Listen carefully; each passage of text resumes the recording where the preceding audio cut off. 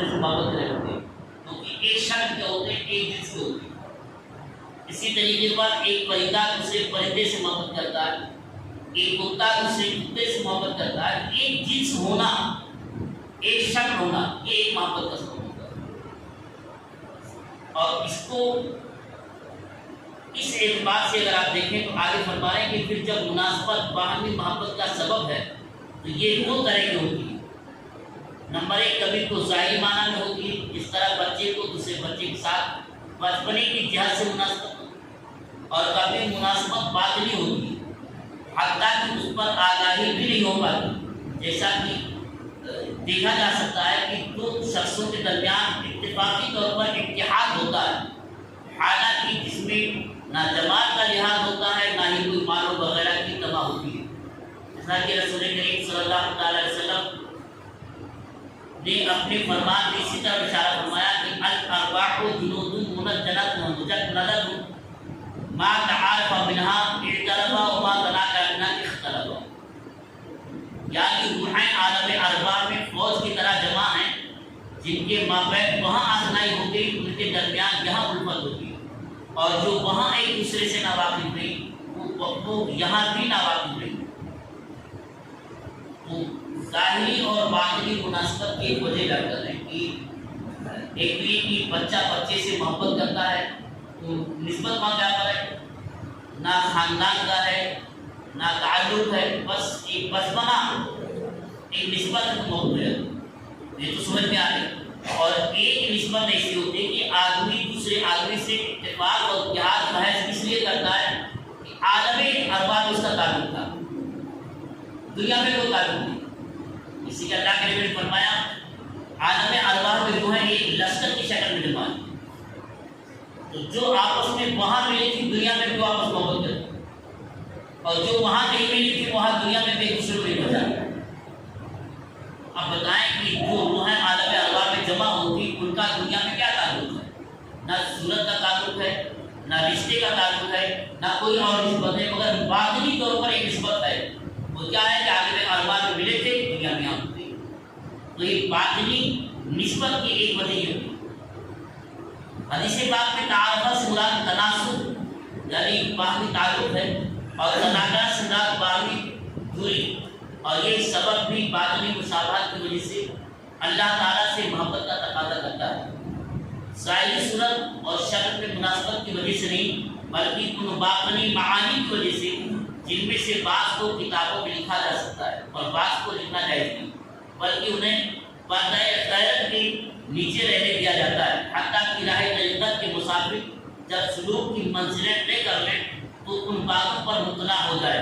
بس جو بات بیان کی جا سکتی ہے وہ یہ ہے کہ بندے کو ان صفات میں اللہ تعالیٰ کا قرب حاصل ہو جن میں اقتداء اور اخلاق ربوبیت کا حکم دیا گیا ہے، حتیٰ کہ فرمایا گیا تخلقوا باخلاق اللہ، یعنی اللہ کے اخلاق الہی سے مسلم ہو جاؤ۔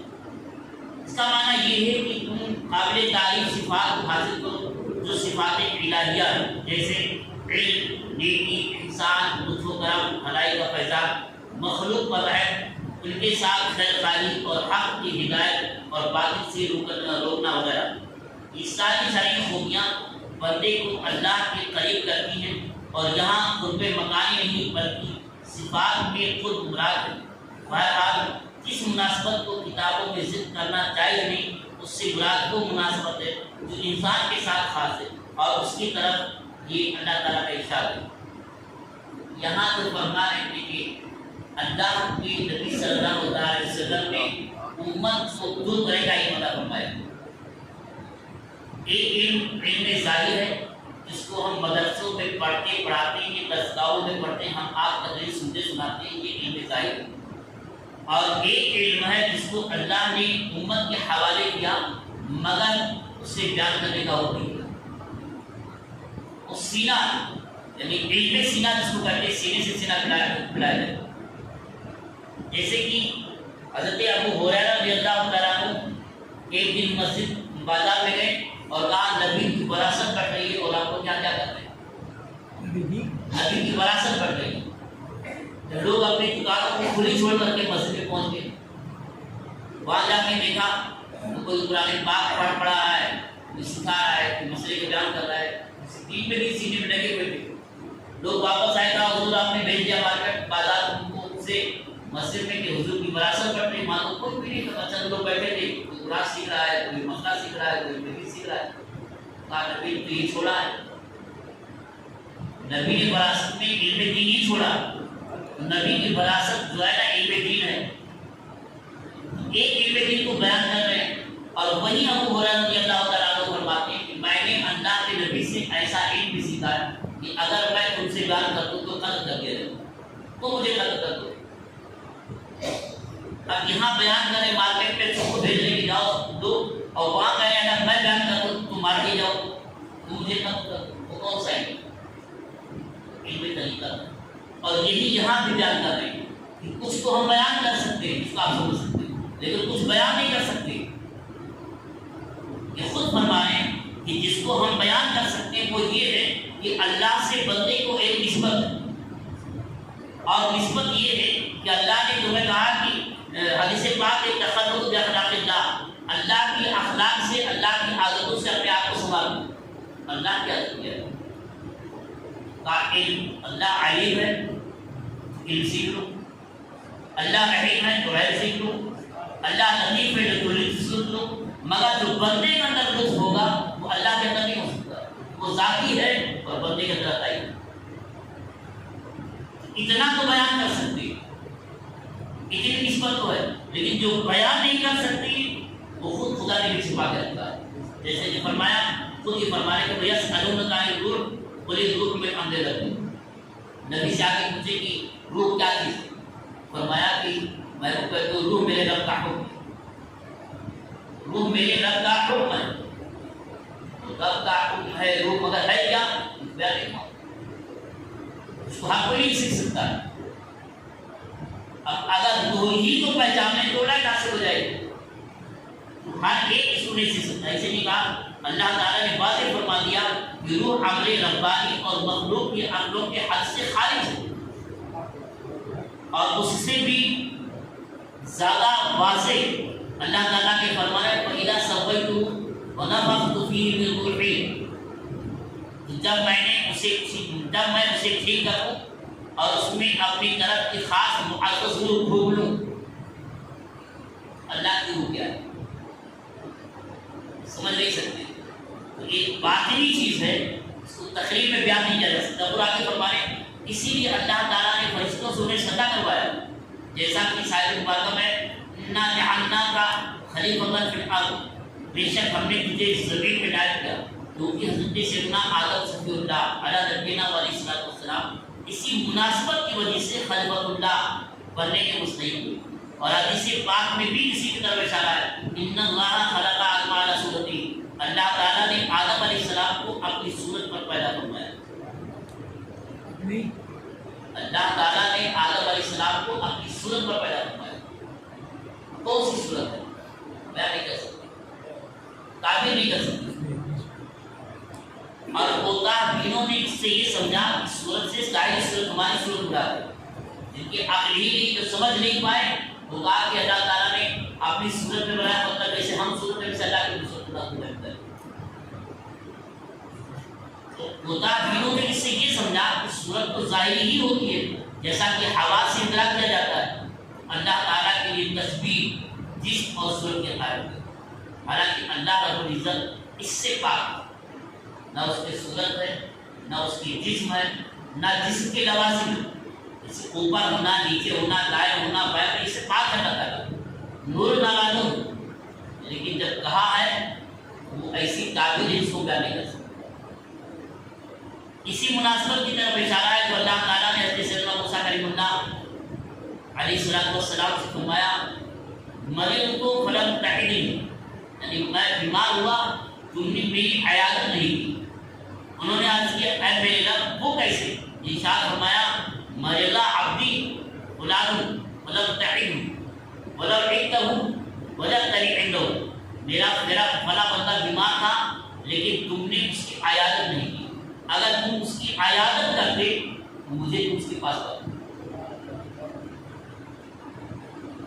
خلاصہ یہ ہے کہ محبت کی ایک وجہ ہوتی ہے باطنی اور ایک ہوتی ہے ظاہری.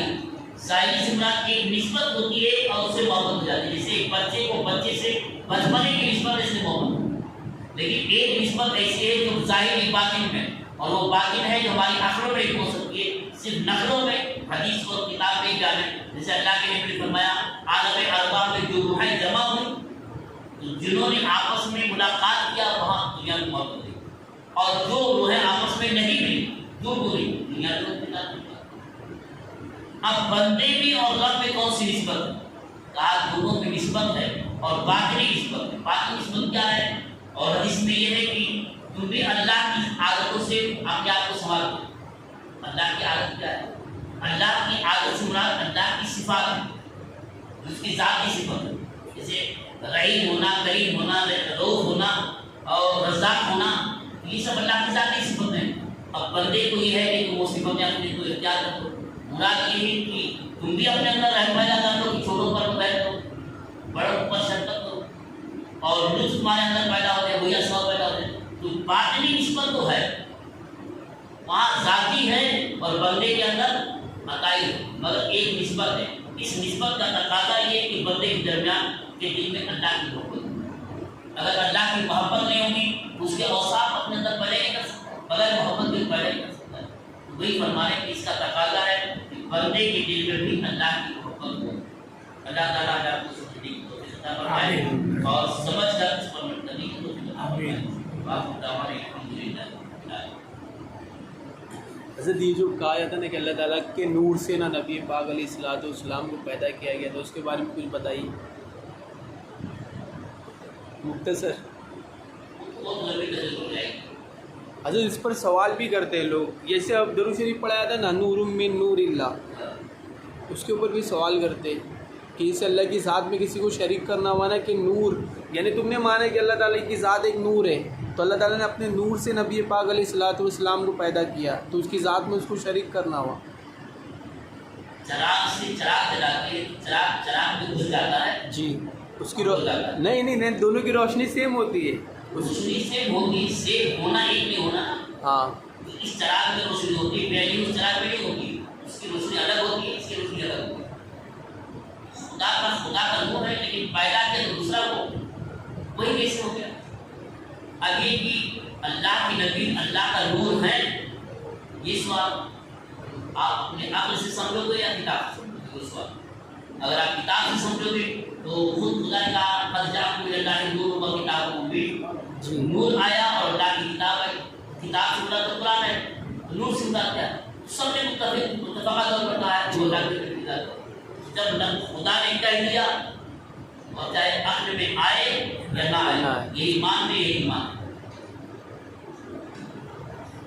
اگر اس میں کہے کہ بھائی نور ہے تو پھر جیسے لائٹ ہے تو لائٹ کو ہاتھ میں آنا چاہیے، تو اس کی مسافہ لوگوں نے کیا، نبی کے قدم نہیں چھپے، نبی کے ہاتھ نہیں چھپے، پسینہ بھی لوگوں نے نہ کیا، پسینہ سے نور بھی نہیں نکلتا ہے. اب پھر ہم کہیں گے خدا جھوٹ بولتا ہے، نعوذ باللہ من ذالک، قرآن جھوٹا ہے، یا تو قرآن مانو یا تو اپنے آپ کو مانو. اجمالی یہ ہے، ورنہ اس پر بڑی لمبی تقریر پورا پڑھے سی. اللہ تعالیٰ کا سمجھنے کی توفیق عطا فرمائے. آمین.